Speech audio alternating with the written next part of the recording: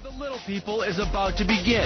All right, let's review here for a moment. Team Man is made up of 4 competitors. Our first runner is Daniel Artrand, and he's going to hand off to Steve Baviar, who will hand it off to Mike Murga, and our final leg of the race will be run by Frank Gibb. Right now you're looking at Team Man getting ready. They're tying their shoes, final stretches.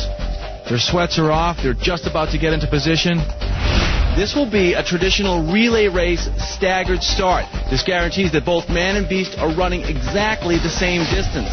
Since this is a 330-yard race, each little person is positioned 82.5 yards apart. The handlers are bringing the beast down to the starting line right now. Team Man is getting one final look at the competition, and you can see the dramatic difference in size among the competitors. Look at this as he's getting very excited now. He knows he is getting close to the starting line and he wants this thing to go. Look at him. He's starting to buck. Remember, this is a very large beast. What must Team Man be thinking as they are getting into position for the race? Oh, the camel is freaking out. The camel is freaking out. He is literally pulling and dragging his trainer across the track. Look at that. This is not good for Team Man. They are watching this as we are. And are they waving it off? Are they waving it off? I would not want to be in their position. This is a scary moment. I am glad I'm up here and not down there. The camel seems to be under control as Team Man is returning and will in fact run the race. The camel seems to be a little more under control. There is an enormous amount of anxiety in that beast, but not as much obviously as Team Man is feeling right now. All right, here we go. Team Man is starting to warm up. They have agreed to go and are in position. Daniel Artrand is ready. He's in the blocks. Now remember, the beast is a notoriously slow starter. This should play into the hands of Team Man, whose strategy is to get out fast, get the lead, and keep it. The beast is in the starting gate. The revenge of the little people begins as soon as former Olympic starter Dan Reinstein counts us down, and here we go. On your marks. Set. We have a clean start, and Team Man is off fast. Okay, as predicted, the beast is making a slow, unsteady start out of the gate. And Daniel Artrand has gotten Team Man onto the lead that they wanted. The question now is, will the beast turn it on?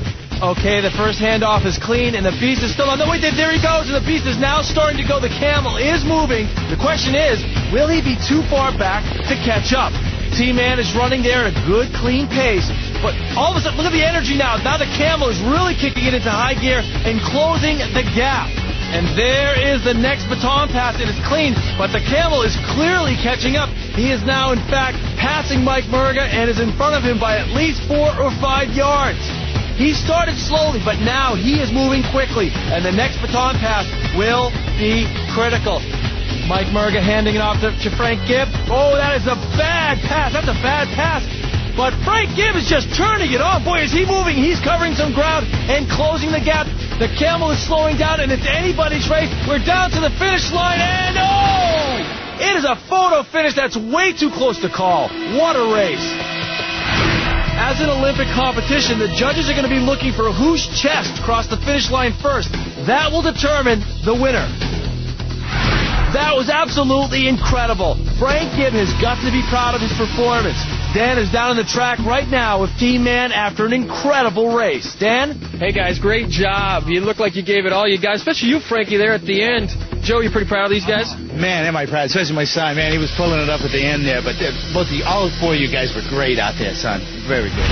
All right, here comes the replay. Daniel, you took off like a rocket. The camel wasn't even really responding at this point. It looked like it was just a malfunction there. And then all of a sudden, here comes the camel now. Look at him. He starts coming around. We realized we possibly got a race here. Well, here comes the rest of the team. Steve, did you know he was coming after you at this point? No, I didn't. Not at all. I saw him, Danny so far ahead of him. I was like, oh, man, we got a good start going. And then after I handed off the baton to Mike and I made sure he was going right there, I took a look back and I was like, uh-oh, we got a real race.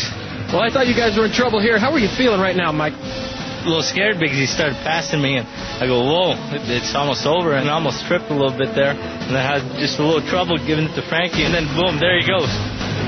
Frankie, that was a bad handoff, but it looked like you really made up a lot at the end.